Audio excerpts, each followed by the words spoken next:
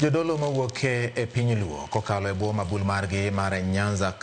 Council of Churches koro kwayo oganda mondo owuog oko kar rombgi e rwako welo kotelnegi kod jatend piny William Ruto e nyasi mar Madaraka ma idhi bagi giko juma ni e boma ma Homa Bay. Jodologo wacho ni oganda Luo nyaka koro nyis kido maber seche ma welo biro, kendo gikwayo josiasa ma Kaluo mondo ketenge pogruok mora ma gin-go e neno ni nyasi no rumo kod kwe. Jodologo wacho ni nyasi no biro loko lwasi mar kaunti ma Homa Bay kod alwora mare ma nyaka sani oseyudo chenro mag dongruok moting'o nyaka alap mar Raila Odinga, ka bende gikwayo oganda mondo omed mana siro sirikal mar William Ruto.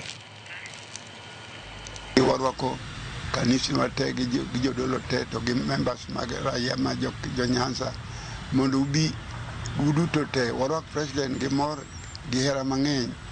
mondo mi one ni adieri wan kode watwiri chuny achiel mondo walam Nyasaye mondo kwe bedie ma weche manono kik bedie. Warwako ji te kik ng'ato dong' e nyasi ni. En nyasi malich mokadho mwadhi nene ber ma Jehova Nyasaye koluwore gi hera maduong' ma Nyasaye oherowago jo Nyanza. Wadwa kwayo ji te ma Nyanza, bed ni gin kanisni, bed ni gin josiasa, bed ni gin youth, bed ni gin mine, bed ni gin nyithindo matindo, waherre uru odiochieng'ni, wanyisru hera nikech sama celebration ni dhi timore, ji dhi ng'iyowa e piny mangima. To mae sama wabe wanyalo bedo jokisera mondo warwak jogo manyalo biro mondo tim ohala, mondo bed kodwa, mondo konywa. Pok nwaneno, wadwa mnagon erokamano ne president kokalo kuom the host men